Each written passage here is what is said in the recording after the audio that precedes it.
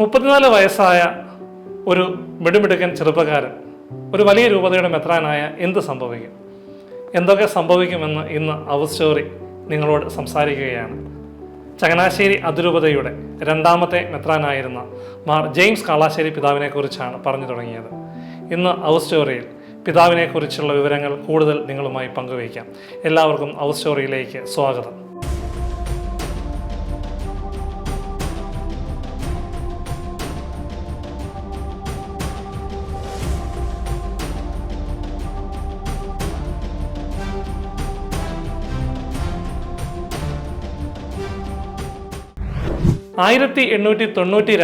April 20 അതിപ്രശസ്തമായ Kalassery കുടുംബത്തിലാണ് James Kalassery പിതാവ് ജനിക്കുന്നത്.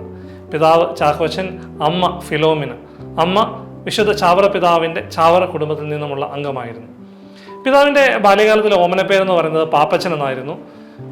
പഠിക്കാൻ മിടുക്കനായ പിതാവ് Alappuzha Leo 13 Saint Joseph school Pulinkunnu, Saint Albert school Ernakulam, അതുപോലെ തൃശ്ശനാപ്പള്ളി സെയിൻറ്റ് ജോസഫ് സ്കൂൾ, അങ്ങനെ പ്രാഥമിക വിദ്യാഭ്യാസത്തിന് ശേഷം വളരെ പ്രധാനപ്പെട്ട പ്രശസ്തമായ പല സ്കൂളുകളിലും പഠിക്കുകയും അതിനുശേഷം എറണാകുളം മഹാരാജാസ് കോളേജിൽ അദ്ദേഹം പഠിക്കുവാൻ ചേരുകയും ചെയ്തു. ആ സമയത്ത് എറണാകുളം അതിരൂപതയുടെ അന്നത്തെ പിതാവായിരുന്ന ലൂയിസ് പഴയപറമ്പിൽ പിതാവിൻ്റെ സെക്രട്ടറി ആയിട്ടും കാളാശ്ശേരി പിതാവ് സേവനം ചെയ്യുകയുണ്ടായി. ഈ സമയത്ത് അദ്ദേഹം ഒരു വിദ്യാർത്ഥിയായിരുന്നു. ഈ സമയത്ത് നടന്ന മറ്റൊരു രസകരമായ സംഭവം 1911 മൈലാപ്പൂരിൽ വെച്ചൊരു ദിവ്യകാരുണ്യ കോൺഗ്രസ് നടക്കുന്നുണ്ട്. അതിൽ പങ്കെടുക്കാൻ വേണ്ടി അന്നത്തെ ചങ്ങനാശ്ശേരി രൂപതയുടെ മെത്രാനായിരുന്ന ധന്യന്മാർ തോമസ് കുര്യാളശ്ശേരി പിതാവ് യാത്ര തിരിക്കുകയും യാത്രാമധ്യേ എറണാകുളം അരമനയിലെത്തുകയും ചെയ്തു. അവിടെ വെച്ച് മിടുക്കനായ ഈ ചെറുപ്പക്കാരനെ, അതായത് തൻ്റെ പിൻഗാമിയായ കാളാശ്ശേരി പിതാവിനെ, അന്നത്തെ വൈദികൻ പോലുമല്ല വിദ്യാർത്ഥിയായതുകൊണ്ടുള്ള ജെയിംസ് കാളാശ്ശേരി എന്ന് പറയുന്ന മിടുമിടുക്കനായ ചെറുപ്പക്കാരനെ കുര്യാളശ്ശേരി പിതാവ് പരിചയപ്പെടുകയും അവരൊരുമിച്ച് യാത്ര തുടരുകയും ഒക്കെ ചെയ്തതായിട്ട് ചരിത്രം പറയുന്നുണ്ട്. ഇങ്ങനെ നല്ല ഒരു പഠന കാലഘട്ടം വളരെ പ്രശസ്തമായ രീതിയിൽ പൂർത്തിയാക്കിയതിനു ശേഷം പിതാവ് വൈദിക പഠനത്തിനായിട്ട് സെമിനാരിയിൽ ചേരുകയാണ്. 1912 പുത്തൻപള്ളി സെമിനാരിയിൽ പിതാവ് വൈദിക പരിശീലനത്തിനായിട്ട് ചേരുന്നു. അതിനുശേഷം 1915 റോമിലെ പ്രൊപഗന്ത കോളേജിലേക്ക് കുര്യാളശ്ശേരി പിതാവ് അന്നത്തെ കാളാശ്ശേരി ശമാശനെ ഉപരിപഠനത്തിനായിട്ട് അയക്കുകയാണ്. 1919 ഏപ്രിൽ 19 പിതാവ് വൈദിക പട്ടം സ്വീകരിക്കുകയാണ്. തൊട്ടടുത്ത ദിവസം, അതായത് പിതാവിൻ്റെ 27ാം ജന്മദിനത്തിൻ്റെ അന്ന് പിതാവ് റോമിൽ വെച്ച് തൻ്റെ പ്രഥമ ദിവ്യബലി അർപ്പണം നടത്തുകയും ചെയ്തു. തിരിച്ച് ചങ്ങനാശ്ശേരിയിലേക്ക് മടങ്ങിയെത്തിയ പിതാവിനെ ഏറെ ഉത്തരവാദിത്തങ്ങളാണ് കാത്തിരുന്നത്. കുര്യാളശ്ശേരി പിതാവിൻ്റെ സെക്രട്ടറി, വാഴപ്പള്ളി മഠത്തിൻ്റെ കപ്ലോൻ, അതുപോലെ പെറ്റി സെമിനാർ ലത്തീൻ പ്രൊഫസർ എന്നീ ചുമതലകളൊക്കെ നിർവഹിച്ചുകൊണ്ട് പിതാവ് വളരെ സജീവമായിട്ട് ചങ്ങനാശ്ശേരി അതിരൂപതയിൽ മുന്നോട്ട് പോവുകയാണ് ചെയ്തത്. അങ്ങനെ വന്നതിന് ശേഷം തുടർന്ന് SB കോളേജിലെ ലോജിക് പ്രൊഫസറായിട്ട് പിതാവിനെ നിയമിക്കുകയാണ് ചെയ്തത്. വൈദികനായിട്ട് സേവനം ചെയ്ത കാലഘട്ടം മുഴുവൻ ഏറ്റവും സജീവമായിട്ട് രൂപതയുടെയും അതുപോലെ തന്നെ സമൂഹത്തിൻ്റെയും എല്ലാ തലങ്ങളിലും ഇറങ്ങിച്ചെല്ലുവാനും ഏറെ വലിയ സംഭാവനകൾ നൽകുവാനും ജെയിംസ് കാളാശ്ശേരി അച്ഛൻ അന്ന് സാധിക്കുകയുണ്ടായി. 1925 മാർച്ച് 18 കുര്യാളശ്ശേരി പിതാവിനൊപ്പം കാളാശ്ശേരി അച്ഛനും കൂടെ റോമിലേക്ക് യാത്ര തിരിക്കുകയാണ്. നമുക്കറിയാം, റോമിൽ വെച്ച് ഈ യാത്രയിലാണ് ധന്യന്മാർ തോമസ് കുര്യാളശ്ശേരി പിതാവ് ദിവംഗതനാകുന്നത്. പിതാവിൻ്റെ അന്ത്യനിമിഷത്തിൽ പിതാവിനൊപ്പമായിരിക്കുവാൻ ജെയിംസ് കാളാശ്ശേരി അച്ഛന് അവസരം ലഭിക്കുകയുണ്ടായി. വളരെ വികാരഭരിതമായിട്ടുള്ള ഈ ഒരു യാത്രയെക്കുറിച്ച് കാളാശ്ശേരി പിതാവ് തന്നെ എഴുതിയത് അദ്ദേഹത്തിൻ്റെ ജീവചരിത്രത്തിൽ നമുക്ക് ലഭ്യമാണ്. ജൂൺ 2 കുര്യാളശ്ശേരി പിതാവ് അന്തരിക്കുകയും അതിനുശേഷം അന്നത്തെ ദീപിക പത്രം എഴുതിയത് ചങ്ങനാശ്ശേരി രൂപതയിലെ മുഴുവൻ അംഗങ്ങളും കുടിക്കേണ്ട ദുഃഖത്തിൻ്റെ ഒരു പാനീയം, അതിൻ്റെ ഏറ്റവും ഭീകരമായ അവസ്ഥയിൽ കാളാശ്ശേരി അച്ഛൻ ഒറ്റയ്ക്ക് റോമിൽ വെച്ച് കുഴിച്ചു തീർക്കേണ്ടി വന്നു എന്നാണ്. വളരെ സത്യമായിട്ടുള്ള കാര്യമാണ്. പിതാവിൻ്റെ അന്ത്യനിമിഷങ്ങളിൽ കാളാശ്ശേരി അച്ഛൻ ആയിരിക്കുകയും അദ്ദേഹത്തിൻ്റെ മൃതസംസ്കാര ചടങ്ങുകൾ കഴിഞ്ഞതിന് ശേഷം തിരിച്ച് ചങ്ങനാശ്ശേരിയിലേക്ക് വരികയും ചെയ്തതാണ്. പിന്നീട് കാളാശ്ശേരി പിതാവ് ചുമതലയേറ്റതിന് ശേഷം 1935 കുര്യാളശ്ശേരി പിതാവിൻ്റെ ഭൗതിക അവശിഷ്ടം ചങ്ങനാശ്ശേരിയിൽ കൊണ്ടുവരികയും ചങ്ങനാശ്ശേരി കത്തീഡ്രൽ പള്ളിയിൽ അദ്ദേഹത്തെ അടക്കുകയും ചെയ്യുകയും ഉണ്ടായി. പിന്നീട് എന്നിരുന്നാലും ഒരു വലിയ വിശുദ്ധൻ്റെ സ്വർഗത്തിലേക്കുള്ള യാത്രയുടെ അവസാന നിമിഷങ്ങളിൽ ഒപ്പം സഞ്ചരിക്കുവാൻ കാളാശ്ശേരി പിതാവിന് സാധിച്ചു എന്നുള്ളത് എന്നും നമുക്ക് ഓർത്തിരിക്കേണ്ട വസ്തുതയാണ്. 1927 ഒക്ടോബർ 24 മാർപ്പാപ്പ ചങ്ങനാശ്ശേരി രൂപതയുടെ രണ്ടാമത്തെ മെത്രാനായി കാളാശ്ശേരി പിതാവിനെ നിയമിക്കുകയാണ് ഉണ്ടായത്. ഒക്ടോബർ 31 ആ ഉത്തരവ് ചങ്ങനാശ്ശേരി അരമനയിൽ എത്തുകയും ചെയ്തു. ചങ്ങനാശ്ശേരി രൂപതയെ സംബന്ധിച്ച് വലിയ ഒരു സന്തോഷത്തിൻ്റെ നിമിഷമായിരുന്നു. ഞാൻ ആദ്യമേ സൂചിപ്പിച്ചതുപോലെ അന്ന് 35 വയസ്സ് തികഞ്ഞിട്ടില്ല കാളാശ്ശേരി പിതാവിന്. അങ്ങനെ കുര്യാളശ്ശേരി പിതാവിൻ്റെ പിൻഗാമിയായിട്ട് കാളാശ്ശേരി പിതാവ് ചങ്ങനാശ്ശേരി അതിരൂപതയുടെ ചുമതല ആ ഡിസംബർ മാസത്തിൽ തന്നെ ഏറ്റെടുക്കുകയാണ്. ഒരു പ്രത്യേകത, അക്കാലത്ത് കത്തോലിക്കാ സഭയിലെ പിതാക്കന്മാരുടെ ഒന്നും തന്നെ സ്ഥാനാരോഹണം നാട്ടിൽ വെച്ച് അങ്ങനെ നടന്നിട്ടില്ല. അതുകൊണ്ട് തന്നെ നാട്ടിൽ വെച്ച് നടന്ന ഈ ഒരു സ്ഥാനാരോഹണത്തെ വലിയൊരു ആഘോഷമായിട്ടാണ് ചങ്ങനാശ്ശേരിയും കേരള സഭയും തന്നെ ഏറ്റെടുത്തത്. ചങ്ങനാശ്ശേരി കത്തീഡ്രൽ പള്ളിയിൽ വെച്ച് നടന്ന ഈ സ്ഥാനാരോഹണത്തെക്കുറിച്ച് അന്ന് ലഭ്യമായിരുന്ന എല്ലാ രേഖകളിലും അങ്ങേയറ്റം മനോഹരമായ വർണ്ണനകൾ നമുക്ക് കാണുവാൻ സാധിക്കും. ചങ്ങനാശ്ശേരി അതിരൂപതയുടെ 2ാമത്തെ മെത്രാനായി ചുമതലയേറ്റ കാളാശ്ശേരി പിതാവ് തൻ്റെ മുൻഗാമിയുടെ പല ആഗ്രഹങ്ങളും അദ്ദേഹത്തിൻ്റെ പല തീരുമാനങ്ങളും കൃത്യമായി നടപ്പിലാക്കുവാൻ വേണ്ടി വിവിധ തരത്തിലുള്ള പദ്ധതികൾ ചങ്ങനാശ്ശേരി രൂപതയിൽ നടപ്പിലാക്കുകയും അദ്ദേഹം അതിൽ വിജയം കണ്ടെത്തുകയും ചെയ്തു എന്നുള്ളത് പിന്നീടുള്ള ചരിത്രമാണ്. ചെറുപ്പക്കാരനായ ഒരു പിതാവ് ചങ്ങനാശ്ശേരി പോലെ വളരെ വിസ്തൃതമായ വിശ്വാസികളുടെ എണ്ണം കൊണ്ടും മറ്റ് എല്ലാ തലത്തിലും സമ്പന്നമായ ഒരു രൂപതയുടെ ചുമതല ഏറ്റെടുത്തപ്പോൾ വലിയ പ്രതീക്ഷയോടുകൂടിയാണ് സമൂഹം അദ്ദേഹത്തെ നോക്കിക്കണ്ടത്. പ്രതീക്ഷകളൊന്നും തെറ്റിയില്ല. വലിയ സംഭാവനകൾ പിതാവിൻ്റെ ഭാഗത്തു നിന്ന് ഉണ്ടായി. ചങ്ങനാശ്ശേരി രൂപതയെ ഭരണത്തിൻ്റെ ഒരു കൂടുതൽ സൗകര്യപ്രദമായ കാര്യങ്ങൾക്ക് വേണ്ടി അദ്ദേഹം 3 ഫൊറോനകൾ കൂടി, ആലപ്പുഴയും രാമപുരവും അതിരമ്പുഴയും ഒക്കെ 3 ഫൊറോനകൾ കൂടി ആഡ് ചെയ്ത് 10 ഫൊറോനകളാക്കി രൂപതയെ അദ്ദേഹം കുറച്ചും കൂടെ ഭരണപരമായ സൗകര്യത്തിന് വേണ്ടി വിഭജിക്കുകയുണ്ടായി. അതുകൂടാതെ പിതാവിൻ്റെ കാലത്ത് എടുത്തു പറയേണ്ട മറ്റൊരു കാര്യമെന്ന് പറയുന്നത്, ഇന്നും ചങ്ങനാശ്ശേരി അതിരൂപതയുടെ മുഖപത്രമായിട്ടുള്ള വേദപ്രചാര മധ്യസ്ഥൻ ആരംഭിച്ചത് പിതാവിൻ്റെ കാലത്താണ്. പിതാവിൻ്റെ ആ ഒരു അദ്ദേഹത്തിൻ്റെ വേദപ്രചാര മധ്യസ്ഥൽ ആദ്യത്തെ ലേഖനത്തിൽ തന്നെ പിതാവ് മനോഹരമായിട്ട് പറഞ്ഞു വരുന്നൊരു കാര്യമുണ്ട്. ഈ വേദപ്രചാരത്തിന് വേണ്ടി, ആ വാക്ക് തന്നെ ശ്രദ്ധിക്കുക, സുവിശേഷ പ്രഘോഷണത്തിന് വേണ്ടി സാധിക്കുന്ന എല്ലാ പുതിയ മേഖലകളും നമ്മൾ ഉപയോഗിക്കേണ്ടി വരുന്നു, എല്ലാ സാധ്യതകളും നമ്മൾ ഉപയോഗിക്കേണ്ടിയിരിക്കുന്നുവെന്ന് പിതാവ് പറഞ്ഞു വെക്കുക.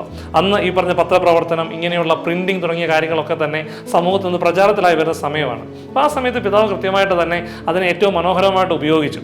ഇപ്പോൾ നമ്മുടെ അഭിമന്യ പിതാക്കന്മാരൊക്കെ ഇന്നത്തെ കാലത്ത് സോഷ്യൽ മീഡിയ പോലെയൊക്കെയുള്ള നവമാധ്യമ സംവിധാനങ്ങളെയും അവസരങ്ങളെയും സുവിശേഷ പ്രഘോഷണത്തിന് വേണ്ടിയും സത്യത്തിൻ്റെ പ്രചാരണത്തിന് വേണ്ടിയും ഒക്കെ ഉപയോഗിക്കുമ്പോൾ അന്ന് കാളാശ്ശേരി പിതാവ് അന്നത്തെ കാലത്തെ ഇന്നത്തെ സോഷ്യൽ മീഡിയ പോലെയുള്ള സംവിധാനങ്ങളായിരുന്ന ഇത്തരം പ്രസ്ഥാനങ്ങളെയൊക്കെ തന്നെ, പ്രിന്റിങ് പോലെയുള്ള പത്രപ്രവർത്തനം പോലെയുള്ള കാര്യങ്ങളെയൊക്കെ തന്നെ അന്ന് വേദപ്രചാരത്തിന് വേണ്ടി സുവിശേഷ പ്രഘോഷണത്തിന് വേണ്ടി ഉപയോഗിച്ചു എന്ന് പറയുന്നത് തമ്മിൽ നമുക്ക് കണക്ട് ചെയ്യാൻ പറ്റുന്നതാണെന്ന് തോന്നുന്നു. തീർച്ചയായും ഇങ്ങനെയുള്ള ഇടപെടലുകൾ നമ്മുടെ സമൂഹത്തിലുണ്ടായെങ്കിൽ മാത്രമേ മാറുന്ന സാഹചര്യത്തിൽ ഈശോയെ കൂടുതൽ ആവേശത്തോടെയും കൂടുതൽ എഫക്റ്റീവായിട്ട് നമുക്ക് പുതിയ തലമുറയിലേക്ക് പറഞ്ഞു കൊടുക്കാൻ സാധിക്കത്തുള്ളൂ എന്ന് തോന്നുന്നു.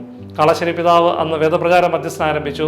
അതുപോലെ തന്നെ കാത്തലിക് ട്രൂത്ത് സൊസൈറ്റി എന്ന് പറഞ്ഞ മറ്റൊരു പ്രിന്റിംഗ് സംരംഭം, അതും ഈ പറഞ്ഞതുപോലെ തന്നെ സുവിശേഷ പ്രഘോഷണം പോലെയുള്ള കാര്യങ്ങൾക്കൊക്കെ വേണ്ടി ഒരു പ്രസാധനശാല അല്ലെങ്കിൽ ഒരു സംവിധാനം അദ്ദേഹം അന്ന് രൂപീകരിക്കുകയുണ്ടായി. പിതാവിൻ്റെ കാലത്ത് പിതാവ് വളരെ അപ്ഡേറ്റഡ് ആയിരുന്നു. ഒരു ഉദാഹരണം പറയുന്നത്, ഒരിക്കലും കത്തോലിക്ക കോൺഗ്രസിൻ്റെ ഒരു ആനുവൽ മീറ്റിങ്ങിൽ അധ്യക്ഷ പ്രസംഗത്തിൽ പിതാവ് അന്നത്തെ കാലത്ത്, അതായത് 1930 കാലഘട്ടത്തിലാണ് പിതാവ് അന്ന് മെക്സിക്കോയിൽ 98% കത്തോലിക്ക വിശ്വാസികൾ ഉണ്ടായിരുന്ന ആ രാജ്യത്ത് ജാഗ്രത കുറവ് മൂലം അവിടുത്തെ സഭ നേരിട്ട പ്രശ്നങ്ങളെക്കുറിച്ച് പിതാവ് പറയുകയുണ്ടായി.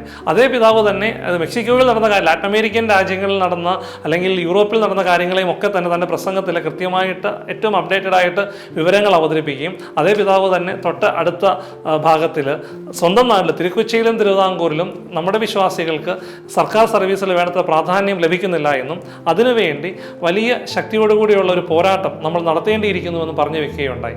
അതായത് തിങ്ക് ഗ്ലോബലി ആക്ട് ലോക്കലി, നമ്മൾ ആഗോളതലത്തിലുള്ള കാര്യങ്ങളെക്കുറിച്ച് മനസ്സിലാക്കി ചിന്തിച്ച് അത് സ്വന്തം രൂപതയിലും കൃത്യമായി നടപ്പിലാക്കുവാൻ പിതാവ് നടത്തിയ ശ്രമങ്ങൾ ഇന്നും നമുക്ക് മാതൃകയാക്കാൻ പറ്റുന്നതാണ്. അതുപോലെ അക്കാലത്താണ് മെഡിക്കൽ മിഷൻ സിസ്റ്റേഴ്സിൻ്റെ സ്ഥാപകയായ മദർ സിസ്റ്റർ അന്ന ഡങ്കലിനെ പിതാവ് കാണുകയും നമ്മുടെ രൂപതയിലേക്ക് സേവനത്തിനായി ക്ഷണിക്കുകയും ചെയ്തു. നമുക്കറിയാം, മെഡിക്കൽ മിഷൻ സിസ്റ്റേഴ്സിൻ്റെ വലിയ സേവനം ചങ്ങനാശ്ശേരി രൂപതയുടെ വിവിധ മേഖലകളിൽ, പ്രത്യേകിച്ച് ആതുര ശുശ്രൂഷ രംഗത്തൊക്കെ തന്നെ ഉണ്ടായത് പിന്നീടുള്ള ചരിത്രമാണല്ലോ. അതുപോലെ അന്നത്തെ പിതാവിൻ്റെ പൗരോഹിത്യ സ്വീകരണത്തിൻ്റെ ജൂബിലിയുമായി ബന്ധപ്പെട്ട് വിശ്വാസികൾ അദ്ദേഹത്തിന് സംഭാവന നൽകിയ മുഴുവൻ തുകയും അന്ന് ചങ്ങനാശ്ശേരി രൂപതയിലുണ്ടായിരുന്ന 10 ആതുരാലയങ്ങൾക്ക് പിതാവ് വിഭജിച്ചു കൊടുക്കുകയാണ് ചെയ്തത്. എല്ലാ തലത്തിലും പിതാവിൻ്റെ ഇടപെടലും ശ്രദ്ധയും ഉണ്ടായിരുന്നുവെന്ന് ഇത്തരം സംഭവങ്ങൾ കൃത്യമായി വെളിവാക്കുന്നു. അതുപോലെ ഇന്ന് നമുക്കറിയാം, പ്രീസ്റ്റ് പ്രൊവിഡന്റ് ഫണ്ട് എന്ന് പറഞ്ഞുകൊണ്ടുള്ള ഒരു സംവിധാനം, വൈദികർക്ക് വേണ്ടിയുള്ള ഈ ഒരു ക്രമീകരണവും പിതാവിൻ്റെ കാലത്താണ് ആരംഭിച്ചത്. അങ്ങനെ വിശ്വാസികളെയും വൈദികരെയും സന്യസ്തരെയും ഒക്കെ ഒരുപോലെ സ്നേഹിക്കുകയും അവരുടെയൊക്കെ ആവശ്യങ്ങളിൽ ഓടിയെത്തുകയും ചെയ്തിരുന്ന വളരെ പ്രഗത്ഭനായ രൂപതാധ്യക്ഷനായിട്ട് മുമ്പേ പറഞ്ഞ ഈ ചെറുപ്പക്കാരൻ അദ്ദേഹത്തിൻ്റെ സേവനം മനോഹരമായിട്ട് മുന്നോട്ട് കൊണ്ടുവന്നതാണ് പിതാവിൻ്റെ രൂപതാഭരണവുമായി ബന്ധപ്പെട്ടിട്ടുള്ള ലേഖനങ്ങളിലും ചരിത്രരേഖകളിലും ഒക്കെ തന്നെ നമുക്ക് കാണുവാൻ സാധിക്കുന്നു.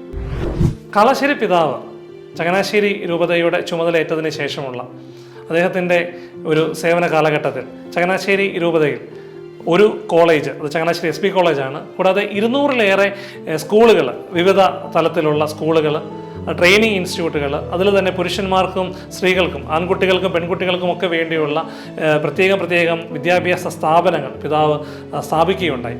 ഇത് ചിന്തിക്കേണ്ടത് 1920, 30, 40 കാലഘട്ടങ്ങൾ എന്നൊക്കെ പറയുന്നത് വറുതിയുടെയും ദാരിദ്ര്യത്തിൻ്റെയും ഒക്കെ ഒരു കാലഘട്ടത്തിൽ, സാമ്പത്തികമായ ഞെരുക്കങ്ങളിലൂടെ കടന്നു പോകുന്ന ഒരു കാലഘട്ടത്തിൽ തൻ്റെ അജഗണത്തിനു വേണ്ടി സാധിക്കുന്ന എല്ലാ കഷ്ടപ്പാടുകളും സഹിച്ചുകൊണ്ട് ഏറ്റെടുത്തുകൊണ്ട് വിദ്യാഭ്യാസ മേഖലയിൽ ശ്രദ്ധ ചെലുത്തിയ ഒരു ദീർഘവീക്ഷണമുള്ള പിതാവിനെ നമുക്ക് കാണുവാൻ സാധിക്കും. നമ്മളൊക്കെ എപ്പോഴും കാളാശ്ശേരി പിതാവിനെക്കുറിച്ച് പറയുമ്പോൾ നമ്മൾ സർ CPM മുട്ടുകുത്തിച്ച വിദ്യാഭ്യാസ സംരക്ഷണ സമരത്തെക്കുറിച്ചാണ് ചിന്തിക്കുന്നത്. ഇത് ശരിക്കും പിതാവിൻ്റെ നിരവധിയായ പ്രവർത്തനങ്ങളൊന്നും മാത്രമാണ്. ഈ ഒരു സമരത്തെക്കുറിച്ച് തന്നെ നമ്മൾ അവർ സ്റ്റോറിയുടെ ഒരു എപ്പിസോഡ് നേരത്തെ ചെയ്തിട്ടുള്ളതാണ്, അതിൽ വിശദമായിട്ട് നമ്മൾ പറഞ്ഞിട്ടുള്ളതാണ്. ഇതുകൂടാതെ ചങ്ങനാശ്ശേരി രൂപതയുടെ മാത്രമല്ല കേരളത്തിൻ്റെയും ഇന്ത്യയുടെയും ഒക്കെ അഭിമാനം ഉയർന്നു നിൽക്കുന്ന SB കോളേജ്, ഒരു ഫസ്റ്റ് ഗ്രേഡ് കോളേജിന് വേണ്ട എല്ലാ സൗകര്യങ്ങളും അതിന് ലഭ്യമാക്കുന്നത് അഭിമന്യ കാളാശ്ശേരി പിതാവിൻ്റെ കാലത്താണ്.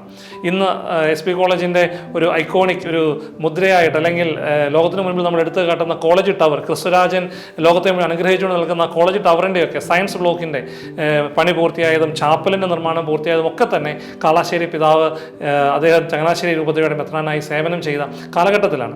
അതിലെടുത്തു പറയേണ്ടത് 1949 ഓഗസ്റ്റ് 12-ാം തീയതി ചങ്ങനാശ്ശേരിയിൽ മറ്റൊരു വലിയ സംഭവം ഉണ്ടായി. പെൺകുട്ടികൾക്ക് വേണ്ടിയുള്ള ഒരു കലാലയം, അതായത് ഇന്നത്തെ അസംഷൻ കോളേജ്, അതിന് തറക്കല്ലിട്ടതും കാളാശ്ശേരി പിതാവാണ്.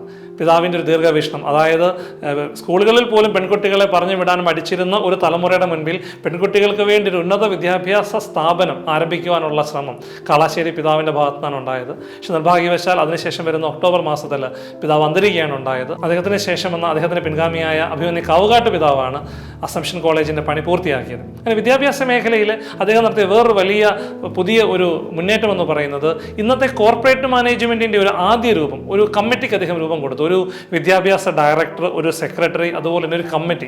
അതായത് ചങ്ങനാശ്ശേരി രൂപതയിലെ വിദ്യാഭ്യാസ സ്ഥാപനങ്ങളെ കൃത്യമായിട്ട് വിലയിരുത്തുവാനും ആഴ്ചതോറും സന്ദർശിക്കുവാനും അവിടുത്തെ പ്രവർത്തനങ്ങളൊക്കെ വിലയിരുത്തുവാനായിട്ടൊരു കമ്മിറ്റി രൂപീകരിച്ചു. ശരിക്കും ഇതിൻ്റെ ഒരു അപ്ഡേറ്റഡ് വെർഷനാണ് വേണമെങ്കിൽ ഇന്ന് നമ്മുടെ കോർപ്പറേറ്റ് മാനേജ്മെൻറ്റുകൾ എന്നൊക്കെ പറയും. അത്ര ദീർഘവീക്ഷണത്തോടെ വിദ്യാഭ്യാസ മേഖലയെ കണ്ട ഒരു വലിയ പ്രതീക്ഷകളും വലിയ സ്വപ്നങ്ങളും നമ്മുടെ സമൂഹത്തെക്കുറിച്ചുണ്ടായിരുന്ന വ്യക്തിയായിരുന്നു അഭിമന്യ ജെയിംസ് കാളാശ്ശേരി പിതാവ്. ഫാദർ ജോർജ് കാനാട്ട് MCBS, ദിവ്യകാരുണ്യ മിഷണറി സഭ, ഇന്നത്തെ MCBS സഭയുടെ ആരംഭത്തെക്കുറിച്ച് എഴുതിയിരിക്കുന്നതിൽ നിന്നും വ്യക്തമാകുന്നൊരു കാര്യമുണ്ട്. 1933 MCBS സഭയുടെ ആരംഭം അഭിമന്യ കാളാശ്ശേരി പിതാവ് ചങ്ങനാശ്ശേരി രൂപതയുടെ മെത്രാനായി സേവനം ചെയ്യുന്ന കാലഘട്ടത്തിലാണ്. ചങ്ങനാശ്ശേരി അരമനയിൽ നിന്നും പിതാവിൻ്റെ നേതൃത്വത്തിൽ ഇവർ വൈദികർ മല്ലപ്പള്ളിയിൽ പിതാവ് സ്ഥാപിച്ച മിഷൻ സെൻറ്ററിലേക്ക് പോവുകയും അവിടെ വെച്ച് MCBS സഭ ഔദ്യോഗികമായി ആരംഭിക്കുകയും ചെയ്തു. യഥാർത്ഥത്തിൽ ഇത് ചങ്ങനാശ്ശേരി അതിരൂപതയുടെ ആദ്യ മെത്രാനായിരുന്ന അഭിമന്യ മാർ തോമസ് കുര്യാളശ്ശേരി പിതാവിൻ്റെ വലിയൊരു സ്വപ്നമായിരുന്നു, വൈദികർക്ക് വേണ്ടിയുള്ള ഒരു സന്യാസ സഭ, ദിവ്യകാരുണ്യ ആരാധനയിൽ കേന്ദ്രീകൃതമായത്. പക്ഷേ അത് പൂർത്തീകരിച്ചത് അഭിമന്യ കാളാശ്ശേരി പിതാവിൻ്റെ കാലത്താണ്. തുടർന്ന് MCBS സഭയുടെ വളർച്ചയിൽ അടുത്ത നാളുകളിൽ തന്നെ 1933 തന്നെ ചങ്ങനാശ്ശേരി പാറേപ്പള്ളിയോട് ചേർന്നുള്ള കോളേജ് ഹോസ്റ്റൽ MCBS സഭയ്ക്ക് വേണ്ടി അനുവദിക്കുകയും തുടർന്നുള്ള പ്രവർത്തനങ്ങൾ അവിടെ വെച്ച് നടത്തുവാനൊക്കെയുള്ള വലിയ പിന്തുണ പിതാവ് നൽകുകയുണ്ടായി. മാത്രമല്ല അന്ന് ചങ്ങനാശ്ശേരിയിൽ പ്രവർത്തിച്ചിരുന്ന എല്ലാ സന്യാസ സമൂഹങ്ങളെയും ഏറ്റവും മനോഹരമായിട്ട് പിന്തുണയ്ക്കുവാനും അവയ്ക്ക് ആവശ്യമായ എല്ലാ സഹായങ്ങൾ നൽകിക്കൊണ്ട് രൂപതയുടെ വളർച്ചയിലും ഈ സന്യാസ സഭകളുടെ വളർച്ചയിലും കാളാശ്ശേരി പിതാവ് തൻ്റേതായ ഒരു സംഭാവന നൽകുകയും ഈ സമൂഹങ്ങളെയൊക്കെ വളർത്തുവാൻ ഏറെ ശ്രമിക്കുകയും ചെയ്തു. ചങ്ങനാശ്ശേരി അതിരൂപതയുടെ മെത്രാപ്പോലീത്തയായിരുന്ന മാർ ജോസഫ് ഔത്തിൽ പിതാവ് കാളാശ്ശേരി പിതാവിനെക്കുറിച്ച് എഴുതിയ അനുസ്മരണ കുറിപ്പിലും അത് വ്യക്തമായി പറയുന്നൊരു കാര്യമുണ്ട്. സഭയുടെയും രൂപതയുടെയും സമൂഹത്തിനെയും വളർച്ചയ്ക്ക് വേണ്ടി സന്യാസ സമൂഹങ്ങളെ പിന്തുണയ്ക്കുകയും അവർക്ക് ആവശ്യമായ എല്ലാ സഹായ സഹകരണങ്ങൾ നൽകുകയും ചെയ്ത വ്യക്തിയാണ് മാർ ജെയിംസ് കാളാശ്ശേരി പിതാവെന്ന് ഔത്തിൽ പിതാവ് അഭിമാനത്തോടെ അനുസ്മരിക്കുന്നുണ്ട്. മിഷണറി ബിഷപ്പ് അഭിമന്യ മാർ ജെയിംസ് കാളാശ്ശേരി പിതാവിനെക്കുറിച്ച് അന്നത്തെ മദ്രാസ് ആർച്ച് ബിഷപ്പായിരുന്ന മത്തിയാസ് തിരുമേനി പറഞ്ഞ വാക്കുകളാണിത്.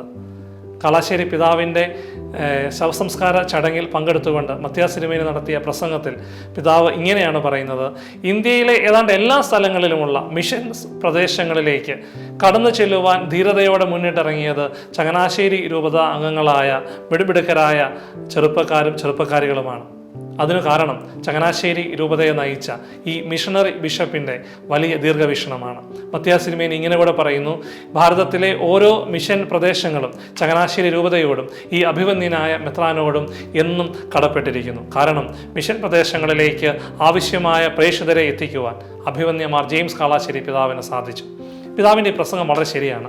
നമ്മൾ മനസ്സിലാക്കേണ്ടത് ഈ നമ്മുടെ സഭയിൽ മിഷൻ പ്രവർത്തനങ്ങൾക്ക് വേണ്ടി പോകുവാൻ തയ്യാറായി വന്നിരിക്കുന്ന ആളുകൾക്ക് ആവശ്യത്തിൽ കൂടുതൽ പ്രതിബന്ധങ്ങളും പ്രതിസന്ധികളും നേരിട്ടുന്ന ഒരു കാലഘട്ടത്തിൽ അവർക്ക് പിന്തുണ കൊടുത്തുകൊണ്ട് ഭാരതം മുഴുവൻ മിഷൻ സന്ദേശവുമായി എത്തുവാൻ പ്രേരണ കൊടുത്തതും പ്രചോദനമായതും മാർ ജെയിംസ് കാളാശ്ശേരി പിതാവാണ്. 1931 മിഷണറിയായിരുന്ന ജോർജ് വയലച്ചൻ നേതൃത്വത്തിൽ വിശാഖപട്ടണത്തേക്ക് ആദ്യമായിട്ട്, അതായത് ഭാരത സഭയിൽ കേരള സഭയുടെ ചരിത്രത്തിൽ ആദ്യമായിട്ട് കുറച്ച് പെൺകുട്ടികൾ മിഷൻ പ്രവർത്തനത്തിന് വേണ്ടി യാത്രയാവുകയാണ്. അവരൊക്കെ തന്നെ വിശാഖപട്ടണത്ത് വന്ന് വിശുദ്ധ ഔസേപ്പ് പിതാവിൻ്റെ സന്യാസ സഭയിൽ ചേരുകയും അവിടെ സന്യാസിനികളായിട്ട് അവിടെ മിഷൻ വേലയിൽ ഏർപ്പെടുകയും ചെയ്തു. ചിന്തിക്കേണ്ടത്, പെൺകുട്ടികളെ പഠിക്കാൻ പോലും അനുവദിക്കാവുന്നൊരു കാലഘട്ടത്തിൽ പെൺകുട്ടികൾ മിഷൻ പ്രവർത്തനത്തിന് വേണ്ടി ധീരതയോടെ ഇറങ്ങുന്ന ഒരു വലിയ സംഭവം ചങ്ങനാശ്ശേരി രൂപതയിലുണ്ടായി. തീർച്ചയായും അതിന് പിൻപിൽ കാളാശ്ശേരി പിതാവിനെ പോലെയുള്ള ദൈവാനുഗ്രഹമുള്ള വിശുദ്ധനായ ഒരു പിതാവിൻ്റെ പ്രചോദനമുണ്ടെന്ന് പ്രത്യേകം പറയേണ്ട കാര്യമില്ലല്ലോ. അതുപോലെ ബഹുമാനപ്പെട്ട വെള്ളരിങ്ങാട്ടച്ചൻ്റെ മറ്റൊരു മിഷണറി ആയിട്ടുള്ള ജോർജ് വെള്ളരിങ്ങാട്ടച്ചൻ്റെ ജൂബിലിയുമായി ബന്ധപ്പെട്ടിറങ്ങിയ ഒരു അനുസ്മരണ കുറിപ്പിൽ ചങ്ങനാശ്ശേരി രൂപതയിൽ നിന്നും ഭാരതത്തിൻ്റെ വിവിധ ഭാഗങ്ങളിൽ സേവനം ചെയ്യുന്ന സന്യസ്തരെക്കുറിച്ചും വൈദികരെക്കുറിച്ചുമൊക്കെയുള്ള ഒരു വിവരണമുണ്ട്. അതിലിങ്ങനെയാണ് പറയുന്നത്: 258 വൈദികാർത്ഥികളും അതുപോലെ 168 സന്യാസിനികളും സന്യാസാർത്ഥികളുമൊക്കെ ആ സമയത്ത്, അത് അന്ന് ലഭ്യമായ വിവരങ്ങൾ അനുസരിച്ചാണ്, ഭാരതത്തിൻ്റെ വിവിധ സ്ഥലങ്ങളിൽ ഇവിടെ നിന്ന് പോയി സേവനം ചെയ്യുന്നുണ്ട്, മിഷൻ പ്രവർത്തനങ്ങൾ ഏർപ്പെടുന്നുണ്ട് എന്നുള്ളതാണ് പറയുന്നത്. 1948 കണക്കാണ്. ഒരു മിഷണറി ബിഷപ്പായിട്ട് എങ്ങനെ കാളാശ്ശേരി പിതാവ് മാറിയെന്ന് ഇതിനപ്പുറം മറ്റു തെളിവ് വേണ്ടല്ലോ. ഇതിനെ കൂടെ ചേർത്ത് വെക്കേണ്ട ഒരു സംഭവം കൂടെ, ഇന്ന് പ്രേക്ഷിത സംഘടനയായി അറിയപ്പെടുന്ന ഏഷ്യയിലെ ഏറ്റവും വലിയ പ്രേക്ഷിത സംഘടനയായ അൽമായ പ്രേക്ഷിത സംഘടനയായ ചെറുപുഷ്പ മിഷൻ ലീഗിന് അനുവാദം കൊടുത്തതും ആരംഭിച്ചതും അതിന് ആശീർവാദം കൊടുത്തതും അഭിവന്യ മാർ ജെയിംസ് കാളാശ്ശേരി പിതാവാണ്, ചെറുപുഷ്പ മിഷൻ ലീഗിൻ്റെ സ്ഥാപക പിതാവ്. അന്ന് ചങ്ങനാശ്ശേരിയിൽ മറ്റൊരു അൽമായ സംഘടന, അതായത് അൽമായർക്ക് വേണ്ടി മറ്റ് സംവിധാനങ്ങളും സംഘടനകളൊക്കെ ഉള്ള സമയത്താണ് പുതിയ ഒരു അൽമായ സംഘടനയെ പ്രേക്ഷിത പ്രവർത്തനത്തിന് വേണ്ടി മാത്രം ആരംഭിക്കുവാൻ അഭിവന്യ കാളാശ്ശേരി പിതാവ് അനുവാദം കൊടുത്തത്. ഇതിനപ്പുറം മിഷണറി ബിഷപ്പ് എന്ന് പറയുന്നൊരു വിശേഷണത്തിന് വിശദീകരണങ്ങൾ ആവശ്യമില്ലല്ലോ. 1930 സെപ്റ്റംബർ 20 കൊല്ലം അരമനയിൽ വെച്ച് ബെൻസിഗർ പിതാവിൻ്റെ നേതൃത്വത്തിൽ ഇവാനിയോസ് തിരുമേനിയെയും അദ്ദേഹത്തിനൊപ്പമുള്ളവരെയും കത്തോലിക്കാ സഭയിലേക്ക് പുനരൈക്യത്തിൻ്റെ സന്ദേശവുമായി സ്വീകരിച്ചപ്പോൾ ഒപ്പം അതിന് സാക്ഷിയായി മാർ ജെയിംസ് കാളാശ്ശേരി പിതാവും ഉണ്ടായിരുന്നു. പക്ഷേ ഈ സംഭവത്തിന് ഏറെ മുമ്പ് തന്നെ അകത്തോലിക്കരുടെ സ്ഥലങ്ങളിലേക്ക് മിഷൻ പ്രവർത്തനത്തിൻ്റെ സന്ദേശവുമായി സെൻറ്ററുകൾ ആരംഭിക്കുവാനും അവിടെ ആരാധനയ്ക്കുള്ള സൗകര്യങ്ങൾ ഒരുക്കുവാനും അവർ തെറ്റിദ്ധാരണകൾ മാറ്റുവാനും ഒക്കെയുള്ള പ്രേക്ഷിത പ്രവർത്തനം കാളാശ്ശേരി പിതാവ് ആരംഭിച്ചിരുന്നു. ഇവാനിയോസ് തിരുമേനിയുടെ ഉൾപ്പെടെയുള്ള എഴുത്തുകളിലും ചരിത്രരേഖകളിലും ഒക്കെ തന്നെ ഇത് വ്യക്തമായി പറയുന്നുണ്ട്. തിരുവല്ല അതിരൂപതയുടെ മെത്രാപ്പോലിത്ത തോമസ് മാർ കുറിലിയോസ് പിതാവ് അദ്ദേഹത്തിൻ്റെ കാളാശ്ശേരി പിതാവിനെ കുറിച്ചുള്ള അനുസ്മരണത്തിൽ വളരെ വ്യക്തമായി പറഞ്ഞു വെക്കുന്നൊരു കാര്യമുണ്ട്. തിരുവല്ല അതിരൂപതയിൽ ഒരു സെമിനാരി ആദ്യമായി ആരംഭിക്കുന്നു. തിരുവല്ലയിലൊരു മൈനർ സെമിനാരി മലങ്കര സഭയിലെ വിശ്വാസികൾക്ക് വേണ്ടി, വൈദികാർത്ഥികൾക്ക് വേണ്ടി ആരംഭിക്കുന്നത് കാളാശ്ശേരി പിതാവിൻ്റെ പിന്തുണയോടുകൂടി തന്നെയാണ്. ഏറ്റവും രസകരമായ കാര്യം, ഈ സെമിനാരിയിലേക്ക് ആവശ്യമുള്ള വൈദിക വിദ്യാർത്ഥികളെയും വൈദികരെയും അതോടൊപ്പം തന്നെ ആ രൂപതയുടെ സഭയുടെ പ്രവർത്തനം നടത്തുവാൻ ആവശ്യമായിട്ടുള്ള മറ്റു സംവിധാനങ്ങളെയും കാളാശ്ശേരി പിതാവ് തന്നെ നൽകി എന്നുള്ളതാണ്. ചങ്ങനാശ്ശേരി രൂപതയുടെ സെമിനാരിയിലേക്ക് പിതാവിനെ ക്ഷണിച്ചുകൊണ്ട്, ഇവാനിയോസ് തിരുമേനിയെ ക്ഷണിച്ചുകൊണ്ട് ഏറ്റവും മിടുക്കരായ വൈദികാർത്ഥികളെ തന്നെ മലങ്കര സഭയിലെ സെമിനാരിയിലേക്ക് തിരഞ്ഞെടുക്കുവാനും അയക്കുവാനും കാളാശ്ശേരി പിതാവ് അനുവാദം കൊടുത്തു എന്നുള്ളതാണ്. ഒരു പിതാവ് എത്രത്തോളം ഈ പുനരൈക്യത്തെ വിലമതിച്ചിരുന്നു, അദ്ദേഹം ആദരവോടെ കണ്ടിരുന്നു എന്നുള്ളതിന് ഇതിൽ പല മറ്റുദാഹരണമില്ല. ചങ്ങനാശ്ശേരി രൂപതയുടെ വിവിധ ഭാഗങ്ങളിൽ നിന്നും പണം കളക്ട് ചെയ്തുകൊണ്ട് അതും മലങ്കര സഭയുടെ ആദ്യകാലത്തിലുള്ള വളർച്ചയ്ക്ക് ആവശ്യമായ പിന്തുണ നൽകുവാൻ വേണ്ടി കാളാശ്ശേരി പിതാവ് ഉപയോഗിച്ചിരുന്നു. കാളാശ്ശേരി പിതാവുമാനെ കുറിച്ചുള്ള ഓർമ്മകൾ പങ്കുവയ്ക്കുന്ന മാർ ജോസഫ് പള്ളിക്കാപ്പറമ്പിൽ പിതാവിൻ്റെ ലേഖനത്തിൽ പിതാവ് എന്ന മറ്റൊരു കാര്യമുണ്ട്. തിരുവനന്തപുരം ആസ്ഥാനമായി തിരഞ്ഞെടുക്കുവാൻ, മലങ്കര സഭയുടെ പ്രധാന ആസ്ഥാനമായി തിരഞ്ഞെടുക്കുവാൻ ഉള്ള ഇവാനിയോസ് തിരുമേനിയുടെ ആ ഒരു തീരുമാനത്തിന് പിൻപിലും കാളാശ്ശേരി പിതാവിൻ്റെ കൂടെ ഉപദേശവും അദ്ദേഹത്തിൻ്റെ കൂടെ ഒരു ഗൈഡൻസ് കൂടെ ഉണ്ടായിരുന്നുവെന്ന് പള്ളിക്കാപ്പറമ്പിൽ പിതാവ് ഓർത്തെടുക്കുന്നുണ്ട്. പുനരൈക്യത്തെ ഏറെ സ്നേഹിച്ചിരുന്ന, ഇന്ന് മലങ്കര സഭയുടെ വളർച്ചയും ഉയർച്ചയും അന്ന് തന്നെ സ്വപ്നം കണ്ട് അനുഗ്രഹിച്ചിരുന്ന വ്യക്തിയായിരുന്നു മാർ ജെയിംസ് കാളാശ്ശേരി പിതാവ്. മലബാർ കുടിയേറ്റം നമുക്ക് ചരിത്രത്തിലേക്ക് തിരിഞ്ഞു നോക്കുമ്പോൾ ഏറെ അത്ഭുതം തോന്നുന്ന, നമ്മുടെയൊക്കെ പൂർവികരുടെ ബഹുമാനം തോന്നുന്ന ഒരു വലിയ സംഭവമാണ് ഈ കുടിയേറ്റം. ഒരു പരിചയവുമില്ലാത്ത, ഒരറിവുമില്ലാത്ത ഒരു നാട്ടിലേക്ക് ഇവിടെ നിന്ന് നമ്മുടെ പൂർവികർ കടന്നു ചെല്ലുകയാണ്, മലബാർ മേഖലയിലേക്ക്. അവിടെ കടന്നു ചെല്ലുന്ന നമ്മുടെ പൂർവികർ വിഷയത്തിൻ്റെ പ്രശ്നമെന്ന് പറയുന്നത്, അവിടെ മണ്ണിനോടും പ്രകൃതിയോടും ഒക്കെ തന്നെ മല്ലിട്ട് അവർ ജീവിതം മുന്നോട്ട് കൊണ്ടുപോകുമ്പോൾ അവർ പോലും അറിയാതെ അവർ നേരിട്ടൊരു പ്രശ്നം, അവർക്ക് അവരുടെ വിശ്വാസപരമായ ആവശ്യങ്ങൾ നിർവഹിക്കുവാൻ യാതൊരുവിധ പിന്തുണയോ സാഹചര്യങ്ങളോ ആ നാട്ടിലില്ലായിരുന്നു. നമുക്കറിയാം, അന്ന് ചില പ്രത്യേക കാരണങ്ങളാൽ ഭാരതപ്പുഴയുടെയും പമ്പയുടെയും ഉള്ളിൽ മാത്രമായി അധികാര പരിമിതമാക്കപ്പെട്ട സുറിയാനി കത്തോലിക്കർക്ക് ഭാരതപ്പുഴയ്ക്ക് അപ്പുറത്തുള്ള ഈ നാട്ടിലേക്ക് ചെന്ന് വിശ്വാസത്തിൻ്റെ അല്ലെങ്കിൽ ആത്മീയ ആവശ്യങ്ങളുടെ, അവരുടെ താല്പര്യങ്ങളും ആഗ്രഹങ്ങളും സാധിച്ചു കൊടുക്കുവാൻ യാതൊരു മാർഗവുമില്ലായിരുന്നു. അവിടെയും കാളാശ്ശേരി പിതാവ് വളരെ ഗൗരവമായി ഇടപെട്ടു. അന്ന് മലബാർ മേഖലയുടെ കീഴിൽ ചുമതല വഹിച്ചിരുന്ന കോഴിക്കോട് രൂപതയുടെ, ലത്തീൻ രൂപതയുടെ പിതാവിനോട് അവർക്ക് ആവശ്യമായ വിശ്വാസപരമായ ആവശ്യങ്ങളൊക്കെ സാധിച്ചു കൊടുക്കണമെന്ന് പറഞ്ഞുകൊണ്ട് പിതാവ് നിരന്തരം അവരോട് ആവശ്യപ്പെടുകയുണ്ടായി. ഇതുകൂടാതെ രസകരമായ മറ്റൊരു കാര്യം, പിതാവിൻ്റെ ഒരു ദീർഘവീക്ഷണം വെളിവാകുന്ന മറ്റൊരു കാര്യം, 1936 കാഞ്ഞിരപ്പള്ളിയിൽ വെച്ച് നടന്ന കത്തോലിക്ക കോൺഗ്രസിൻ്റെ AKCCയുടെ വാർഷിക സമ്മേളനത്തിലെ പിതാവിൻ്റെ പ്രസംഗത്തിൽ നമുക്ക് വായിച്ചെടുക്കുവാൻ സാധിക്കും. ആ പ്രസംഗത്തിൽ പിതാവ് പറഞ്ഞൊരു കാര്യമുണ്ട്. വളരെ ശക്തമായി പിതാവ് ആവശ്യപ്പെടുകയാണ്, മലബാർ മേഖലയിൽ നമ്മുടെ വിശ്വാസികൾക്ക് ആവശ്യമായിട്ടുള്ള ആത്മീയ ആവശ്യങ്ങൾ നിർവഹിച്ചു കൊടുക്കുവാൻ അവിടുത്തെ രൂപതാ മെത്രാനോട് സംവിധാനങ്ങൾ അദ്ദേഹം ആവശ്യപ്പെടുകയും അതിനപ്പുറം പിതാവ് പറഞ്ഞൊരു കാര്യമുണ്ട്, ഇവിടെ നിന്നും മലബാറിലേക്ക് കുടിയേറിപ്പോയ ആൾക്കാരുണ്ടല്ലോ, അവരുടെ ഇവിടുത്തെ ഇടവക വികാരിമാരുടെ ഉത്തരവാദിത്തമാണ് ഒരു ഫോളോ അപ്പ്. അവർക്ക് അവിടെ ആവശ്യമായ സഹായങ്ങളും വിശ്വാസപരമായ കാര്യങ്ങൾ അവർക്ക് നിർവഹിക്കാൻ പറ്റുന്നുണ്ടോ തുടങ്ങിയ കാര്യങ്ങളിൽ ഒരു ഫോളോ അപ്പ് നടത്തണമെന്ന് പിതാവ് ആവശ്യപ്പെടുകയാണ്. ഒരു ദീർഘവീക്ഷണത്തിൻ്റെ ഒരു തലം എത്ര വലുതാണെന്നുള്ളതാണ് ഇതിലൂടെ നമുക്ക് മനസ്സിലാകുന്നത്.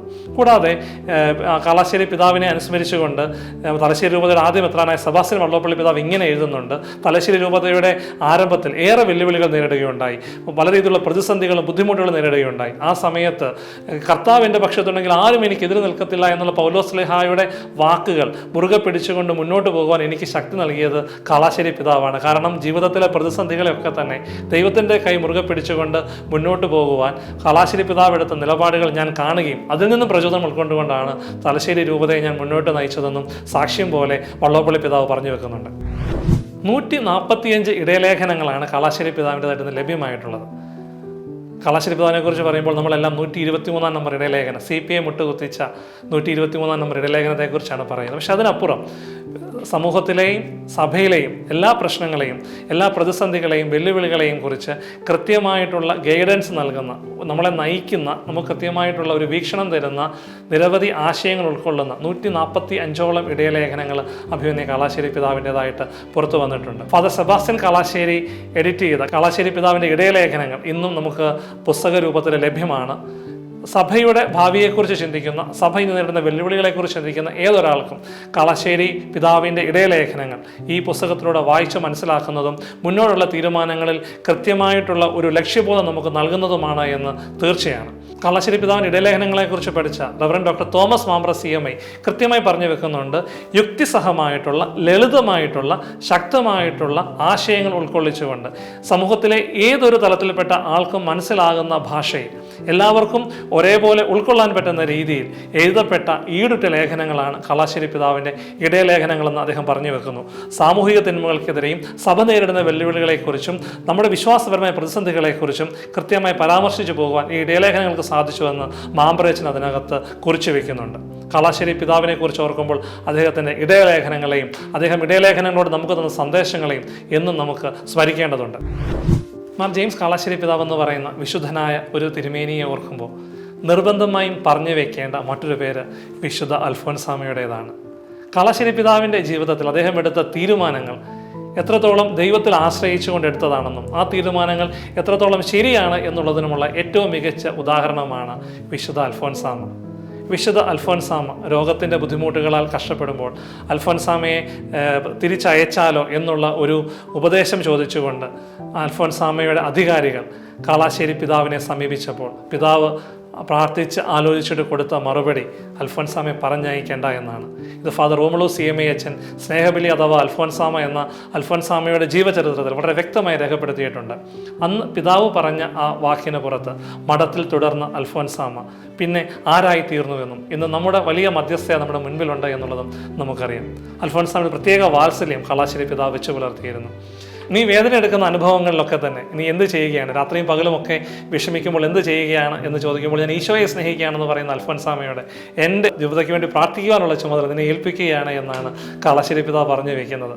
അങ്ങനെ ചങ്ങനാശ്ശേരിക്കാരിയായ കുടമാളൂരുകാരത്തിയായ അൽഫോൻസാമ, വിശുദ്ധ അൽഫോൻസാമ അന്നും ഇന്നും എന്നും ചങ്ങനാശ്ശേരി അതിരൂപതയ്ക്ക് വേണ്ടി, കാരണം നേരിട്ട് അൽഫോൻസാമയെ ഏൽപ്പിച്ച ഒരു ചുമതല ഇന്ന് അൽഫോൻസാമ സ്വർഗത്തിലിരുന്ന് ഈ അതിരൂപതയ്ക്ക് വേണ്ടി പ്രാർത്ഥിക്കുന്നുണ്ട്. അതിന് കാരണക്കാരനായ വ്യക്തി കാളാശ്ശേരി പിതാവാണെന്ന് തീർച്ചയായിട്ടും ഓർത്തു പോവുകയാണ്. കാളാശ്ശേരി പിതാവ് സമ്മാനമായിട്ടൊരു മെഡലൊക്കെ അൽഫോൻസാമയ്ക്ക് കൊടുക്കുന്നുണ്ട്. അതുകൂടാതെ മലമ്പനി ബാധിച്ച് കാളാശ്ശേരി പിതാവ് വയ്യാതെ കിടന്ന സമയത്ത് പിതാവിനോട് ആ രോഗം ഞാൻ ഏറ്റെടുത്തു കൊള്ളാമെന്ന് പറഞ്ഞുകൊണ്ട് അൽഫോൻസാമ അനുവാദം ചോദിക്കുന്നുണ്ട്.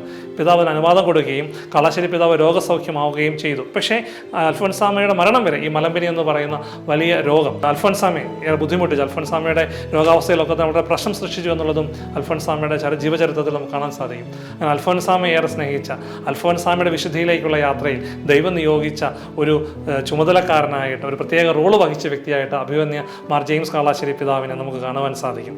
അൽഫോൻസാമയുടെ മധ്യസ്ഥം പ്രാർത്ഥിക്കുമ്പോൾ തന്നെ കാളാശ്ശേരി പിതാവും തീർച്ചയായിട്ടും നമുക്ക് മധ്യസ്ഥം പ്രാർത്ഥിക്കുവാനുള്ള, അല്ലെങ്കിൽ ദൈവസന്നിധിയിൽ നമുക്ക് വേണ്ടി പ്രാർത്ഥിക്കുവാനുള്ള ഒരാളായിട്ടുണ്ടാകുമെന്ന് നമുക്ക് ഉറച്ച് വിശ്വസിക്കാം. രണ്ടാം ലോക മഹായുദ്ധം കഴിഞ്ഞ് ദാരിദ്ര്യത്തിൻ്റെയും പട്ടിണിയുടെയും കാലത്തിലൂടെ ലോകം മുന്നോട്ട് പോകുമ്പോൾ ഭാരതം സ്വാതന്ത്ര്യ സമരത്തിൻ്റെ അതിശക്തമായിട്ടുള്ള തലത്തിലേക്ക് ഇറങ്ങിച്ചെല്ലുമ്പോൾ ചങ്ങനാശ്ശേരി രൂപത, ഈ നാട് നേരിട്ട ഏറെ പ്രതിസന്ധികളെയും ബുദ്ധിമുട്ടുകളെയും രൂപതാംഗങ്ങളെ അറിയിക്കാതെ അതിൻ്റെ ബുദ്ധിമുട്ടിനപ്പുറം സഭയെയും സമൂഹത്തെയും ഒരുമിച്ച് നിർത്തിക്കൊണ്ട് സഭയുടെയും സമൂഹത്തിൻ്റെയും ഉന്നമനത്തിനു വേണ്ടി അക്ഷീണം പ്രയത്നിച്ച വിശുദ്ധനായ പ്രാർത്ഥനയുടെ മനുഷ്യനായിരുന്നു മാർ ജെയിംസ് കാളാശ്ശേരി പിതാവ്. ഇന്ത്യക്ക് സ്വാതന്ത്ര്യം ലഭിക്കുമ്പോൾ ചങ്ങനാശ്ശേരി രൂപതയുടെ ചുമതലക്കാരനായി ഇവിടെ ഉണ്ടായിരുന്ന, ഇവിടുത്തെ സാധാരണക്കാരായ എല്ലാ വ്യക്തികളെയും സമൂഹത്തിൻ്റെ മുഖ്യധാരയിലേക്ക് ഉയർത്തുവാൻ വേണ്ടി ഏറെ അധ്വാനിച്ച, വിശുദ്ധനായ, ഏറെ പ്രാർത്ഥിച്ചിരുന്ന ദിവ്യകാരുണ്യ ഭക്തനായിരുന്ന മാർ ജെയിംസ് കാളാശ്ശേരി പിതാവ്, മാർ ജോസഫ് പൗത്തിൽ പിതാവ്, സെബാസ്റ്റ്യൻ കാളാശ്ശേരി അച്ഛൻ എഡിറ്റ് ചെയ്ത കാളാശ്ശേരി പിതാവിനെ കുറിച്ചുള്ള അനുസ്മരണക്കുറിപ്പിൻ്റെ അവതാരികയിൽ ഇങ്ങനെ എഴുതിയത് ഓർക്കുന്നു. ജെയിംസ് കാളാശ്ശേരി പിതാവിനെ കുറിച്ച് പൗത്തിൽ പിതാവ് പറഞ്ഞു വെക്കുന്നത് ഇങ്ങനെയാണ്: അതിപ്രൗഢഗംഭീരമായ ഒരു വ്യക്തിത്വമുണ്ടായിരുന്ന കാളാശ്ശേരി പിതാവിനെ അടുത്തറിയുവാനോ അദ്ദേഹത്തിൻ്റെ ജീവിതത്തിൻ്റെ പ്രത്യേകതകൾ മനസ്സിലാക്കി അദ്ദേഹത്തെക്കുറിച്ച് കൂടുതൽ പഠിക്കുവാനോ കൂടുതൽ ചിന്തകൾ പങ്കുവയ്ക്കുവാനോ അധികം ആരും തയ്യാറായില്ല എന്നുള്ളത് ഏറെ നിർഭാഗ്യകരമാണ്. ഒരുപക്ഷെ ആ നിർഭാഗ്യത്താലായിരിക്കാം കാളാശ്ശേരി പിതാവിനെക്കുറിച്ചുള്ള അധികം ചിന്തകളൊന്നും അധികം പഠനങ്ങളൊന്നും നമുക്ക് കാണുവാൻ സാധിക്കാതെ പോയത്. വിശുദ്ധനായ ധീരനായ ഈ പിതാവ് എന്നും ചങ്ങനാശ്ശേരി രൂപതയുടെ അതിരൂപതയുടെ അഭിമാനമാണ് എന്ന് പറഞ്ഞുകൊണ്ട് മറ്റൊരു സ്റ്റോറിയുമായി കണ്ടുമുട്ടാമെന്ന പ്രതീക്ഷയിൽ നിർത്തുന്നു. നന്ദി, നമസ്കാരം.